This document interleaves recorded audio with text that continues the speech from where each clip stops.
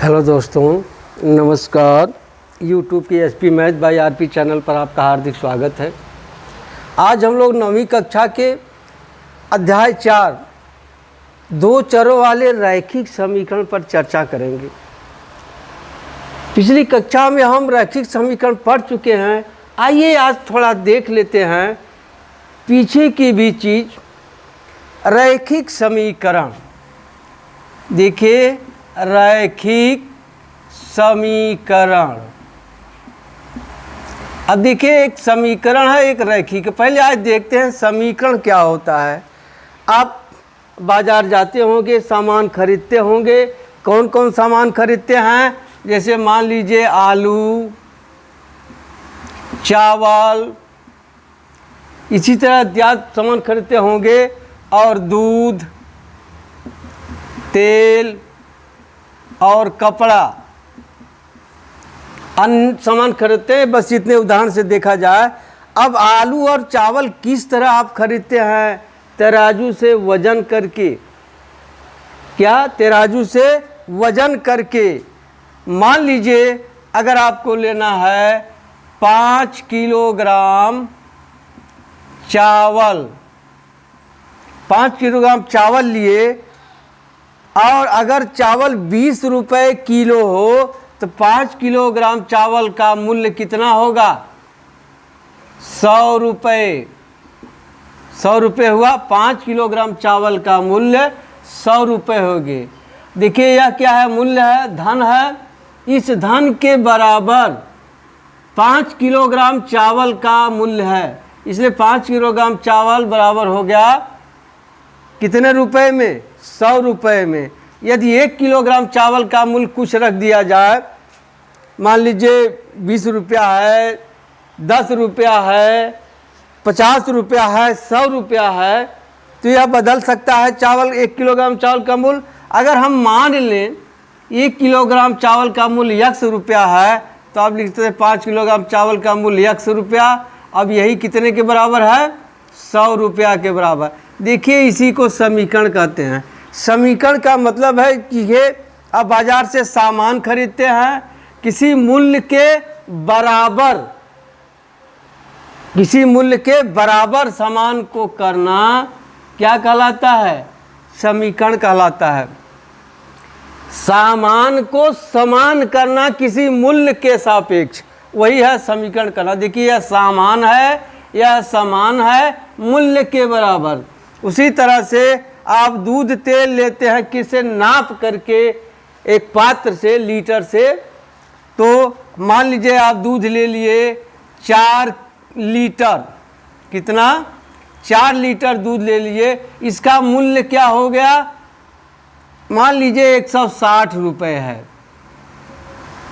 यदि 1 लीटर दूध का मूल्य मान लीजिए आप Y रुपये हो, तो 4 लीटर दूध का मूल्य 4Y हो गया। यही बराबर मूल्य कितना है? 160 रुपये। ठीक। इसी तरह से कपड़ा आप लेते हैं नाप करके, 2 मीटर, 4 मीटर, 6 मीटर। मान लीजिए यहाँ हम कपड़ा ले लेते हैं 10 मीटर। अब इसका मूल्य 500 रुपये है। तो 1 मीटर कपड़े का मूल्य आप कुछ मान सकते हैं, XYZ कुछ भी मान लिया। यहाँ हो जाएगा 10Z, ये बराबर हो गया 500। देख रहे हैं सब में क्या है? बराबर का चिन्ह लगा है। यह सामान है, इस मूल्य के बराबर इसको समानता किया गया है। यही है समीकरण। माने सामान को समान करना ही समीकरण कहलाता है। या यूँ कहिए, अब देखिए ये क्या है? 5x 4y या 10z, इस क्या है? बीजीय व्यंजक हैं। क्या हैं? बीजीय व्यंजक हैं। इसी तरह से आप बाजार जाते हैं, आप कह सकते हैं मान लिया 5 किलोग्राम चावल और 3 लीटर दूध का मूल्य बराबर है 180 रुपया। तो क्या करेंगे? मान लीजिए 1 किलोग्राम चावल का मूल्य x रुपया है तो 5 किलोग्राम चावल का मूल्य क्या हो गया 5x धन 3 लीटर दूध का मूल्य, अगर 1 लीटर का y मानते हैं 3 लीटर का हो जाएगा 3y। इन दोनों का मूल्य किसके बराबर है 180 रुपये के बराबर है। देखिए यह भी समीकरण बन गया। इसमें भी देखिए क्या है, यह बराबर का चिन्ह है, समान है। अब जरा देखिए इनमें और इनमें क्या अंतर है। देखिए यह भी समीकरण है, ये भी समीकरण है। इसमें एक चर है, इसमें दो चर है, इसलिए इसे कहते हैं एक चर वाला समीकरण, इसे कहते हैं दो चर वाला समीकरण। इसे क्या कहते हैं दो चर वाला समीकरण, और ये सब क्या है एक चर वाला समीकरण। तो आप परिभाषा कह सकते हैं ऐसा समीकरण जिसमें केवल एक चर हो उसे एक चर वाला समीकरण कहते हैं, और ऐसा समीकरण जिसमें दो चर हों उसे क्या कहते हैं दो चर वाला समीकरण। अब देखिए इनमें चर एक है, उसका अधिकतम घात एक है, इसमें चर दो हैं लेकिन सभी चरों का अधिकतम घात क्या है एक है, इसलिए इसे कहते हैं एक घात वाला समीकरण, या इसे कहते हैं रैखिक समीकरण। एक घात वाला समीकरण या रैखिक समीकरण। अब रैखिक समीकरण क्यों कहते हैं, क्योंकि इसमें प्रयुक्त चर का अधिकतम घात एक है, या इसे आप ग्राफ पेपर पर प्रदर्शित करेंगे तो एक रेखा निर्मित होगी, इसलिए इसे रैखिक समीकरण कहते हैं। अब आप समझ गए होंगे समीकरण क्या होता है। दो वस्तुओं में यदि समानता का संबंध हो, या आप गणित की भाषा में कहिए यदि दो बीजीय व्यंजकों में समानता का संबंध हो तो उसे समीकरण कहते हैं, या यूँ कहिए यदि दो चर या अचर राशियों में समानता का संबंध हो तो उसे समीकरण कहते हैं। लेकिन एक शर्त है, कम से कम उसमें एक चर का होना आवश्यक है। ठीक, अब आप जान गए दो चर वाला रैखिक समीकरण, ऐसा समीकरण जिसमें दो चर हों और उनका अधिकतम घात चर का एक हो, दो चर वाला रैखिक समीकरण कहलाता है। ऐसा समीकरण जिसमें केवल एक चर हो, उसमें चर का घात एक हो, तो वह एक चर वाला रैखिक समीकरण कहलाता है। अब आइए आगे चलते हैं। देखिए ये सब क्या रहा व्यंजक। अब समीकरण की आप परिभाषा कैसे लिख सकते हैं। देखिए समीकरण की परिभाषा कैसे लिखेंगे। समीकरण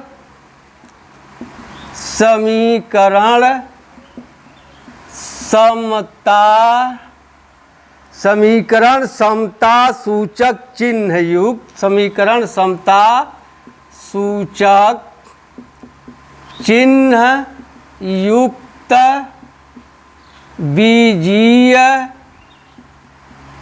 व्यंजकों पर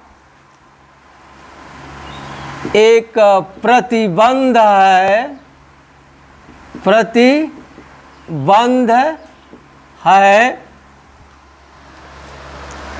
जिसमें क्या समीकरण समता सूचक चिन्ह युक्त बीजीय व्यंजकों पर एक प्रतिबंध है, जिसमें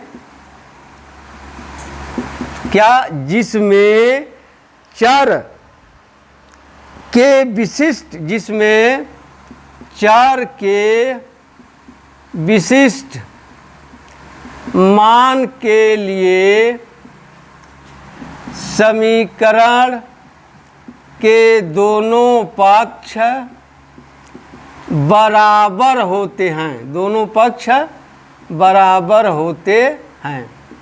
क्या, समीकरण समता सूचक चिन्ह युक्त बीजीय व्यंजकों पर एक प्रतिबंध है, जिसमें चर के विशिष्ट मान के लिए समीकरण के दोनों पक्ष बराबर होते हैं, और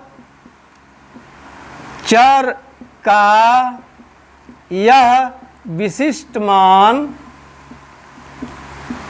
मान समीकरण का हल कहलाता है, समीकरण का हल कहलाता है। यही है। यह समीकरण की परिभाषा हो गई। अब आप देखिए समीकरण की क्या विशेषताएं होती हैं। समीकरण की विशेषताएं,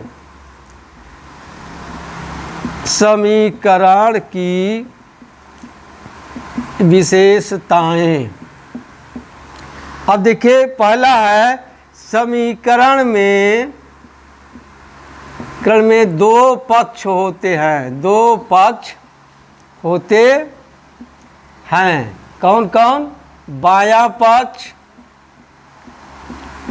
और दायां पक्ष। अब दूसरा है समीकरण के दोनों पक्षों में, समीकरण के दोनों पक्षों में किसी अशून्य अंक से गुणा या भाग या योग या घटाने पर समीकरण पर कोई प्रभाव नहीं पड़ता। अब तीसरा है समीकरण के एक पक्ष से दूसरे पक्ष में स्थानांतरित करने की क्रिया को पक्षांतरण कहते हैं। पक्षांतरण कहते हैं। पक्षांतरण करते समय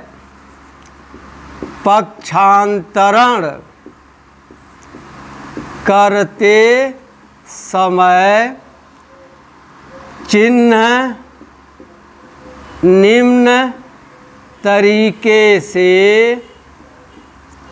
बदलता है।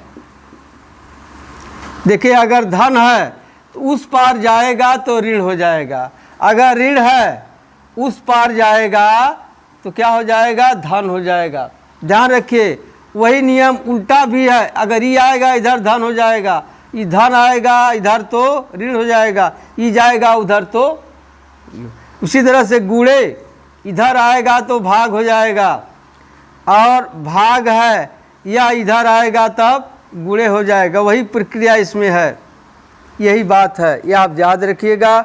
अगर बाएं पक्ष से कोई पद दाएं पक्ष में जाता है तो पद के पहले जो चिन्ह है उसका विपरीत चिन्ह यहाँ हो जाता है। अगर धन है तो ऋण हो जाएगा, ऋण है तो धन हो जाएगा। अगर पद के पहले गुणे है तो और भाग हो जाएगा, अगर भाग है तो गुणा हो जाएगा। यही है।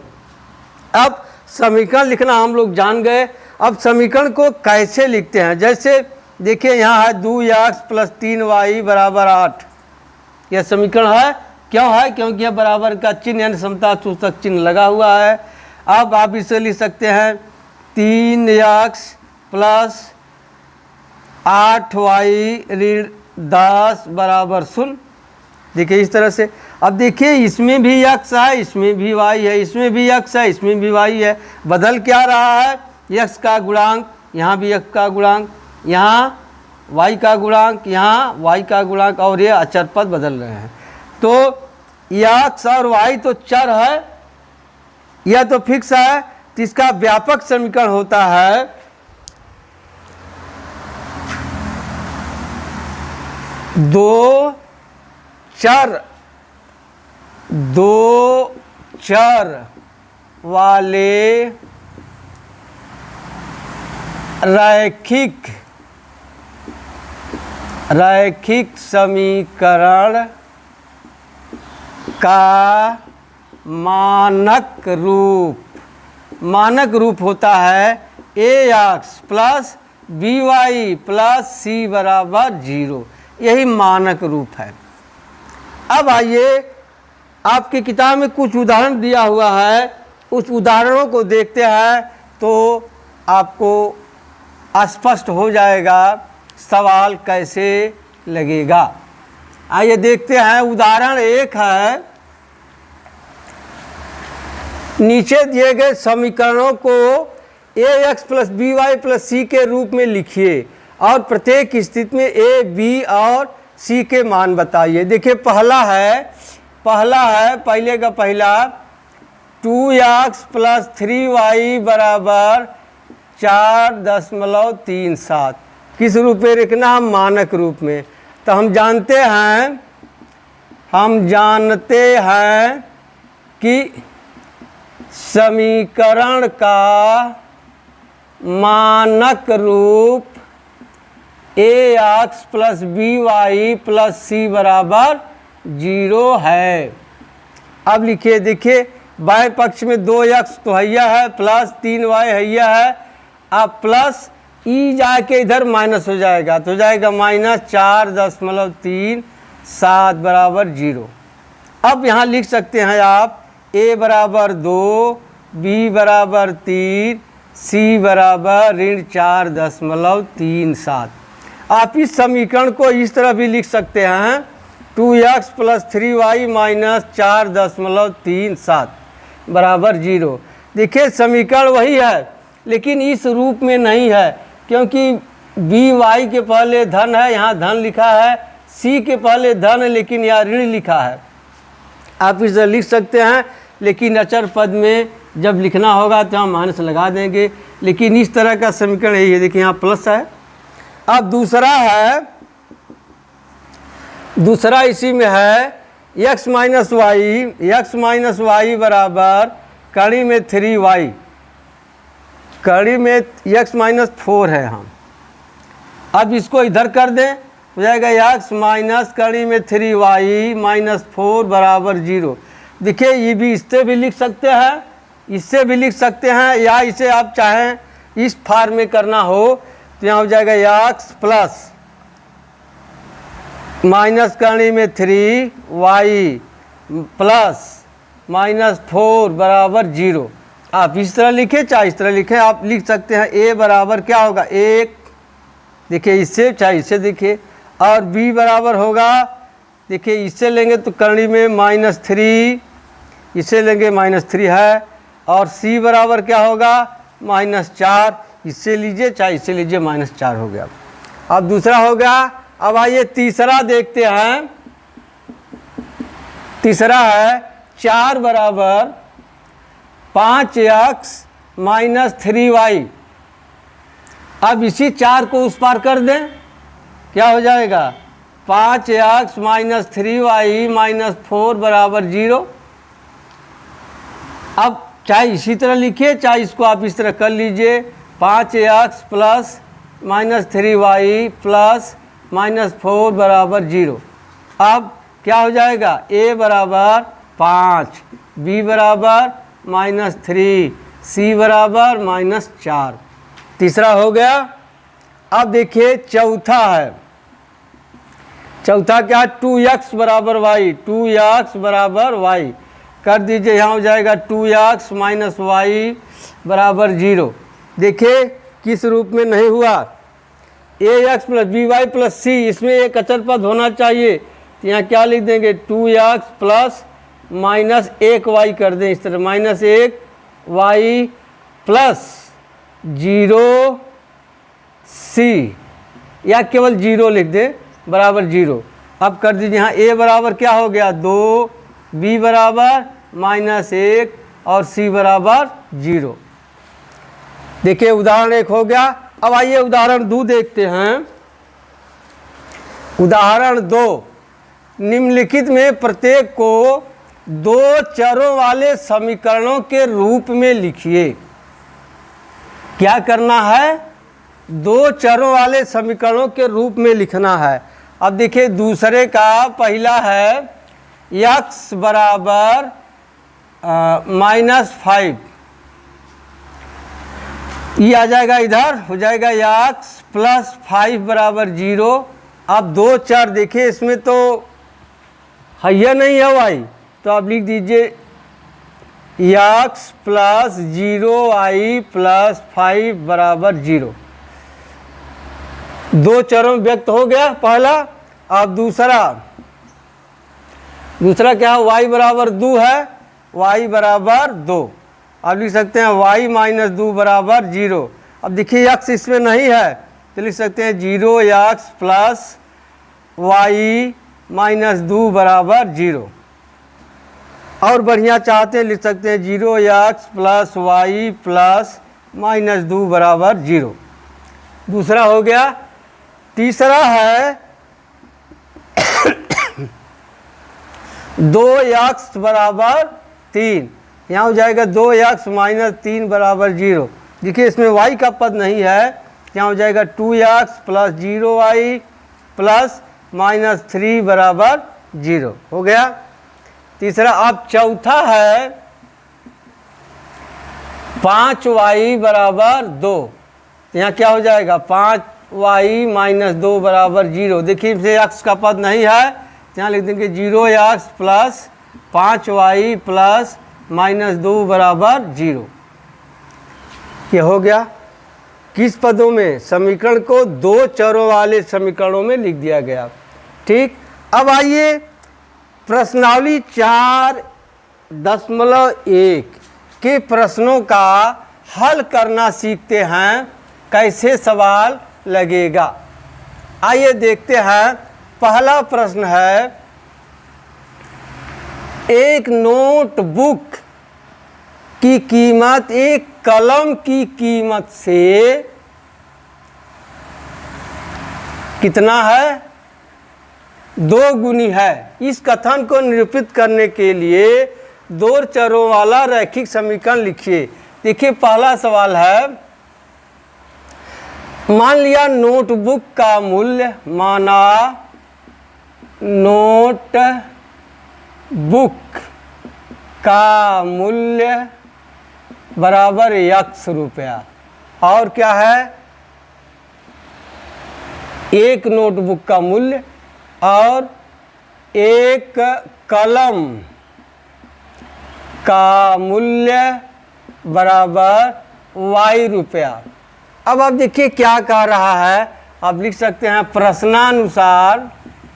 प्रश्नानुसार एक नोटबुक का मूल्य या कीमत, एक नोटबुक की कीमत यही बराबर है एक कलम की कीमत से 2 गुनी, एक कलम के मूल्य का दूना। अब देखिए एक नोटबुक की कीमत कितना है, एक नोटबुक की कीमत कितना माने हैं, एक नोट की कीमत x रुपया है, बराबर एक कलम के मूल्य का दूना। एक कलम का मूल्य कितना मान लिए हैं, y, तो यहाँ हो जाएगा 2y। एक नोटबुक का मूल्य x रुपया है और एक कलम का मूल्य y रुपया है, तो क्या हो गया, x बराबर 2y। ये देखिए कलम के मूल्य का दुगुना है। क्या कर रहा है, एक नोटबुक की कीमत ही कलम की कीमत से, एक कलम की कीमत की 2 गुनी है या, ठीक है। इस कथन को निरूपित करने के लिए दो चरों वाला रैखिक समीकरण लिखे। क्या हो जाएगा, x माइनस 2y प्लस 0 बराबर 0, में हुआ, या आप इसी कर सकते हैं x माइनस 2y बराबर 0। यह हो गया। अब आइए दूसरा सवाल देखते हैं। दूसरा प्रश्न है,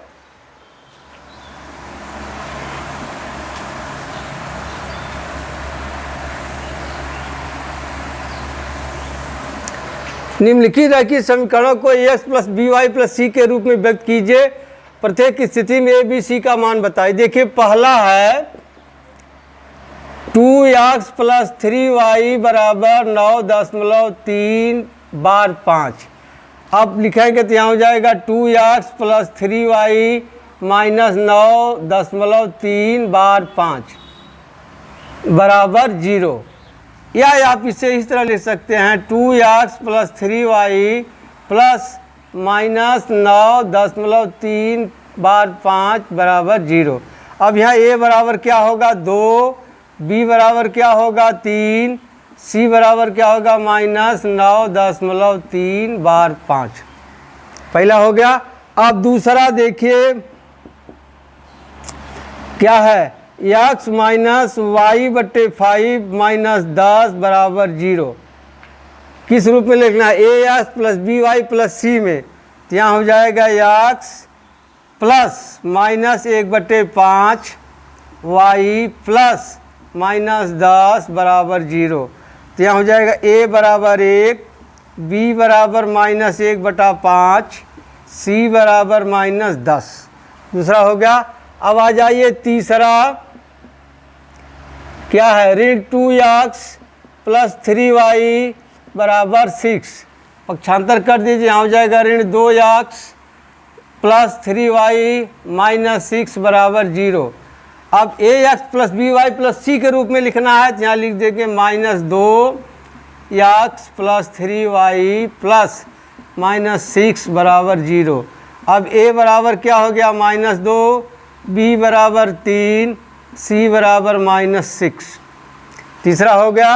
अब चौथा क्या है, x बराबर 3y। क्या हो जाएगा x माइनस 3y बराबर 0। किस रूप में लिखना है, ax plus by plus c के रूप में।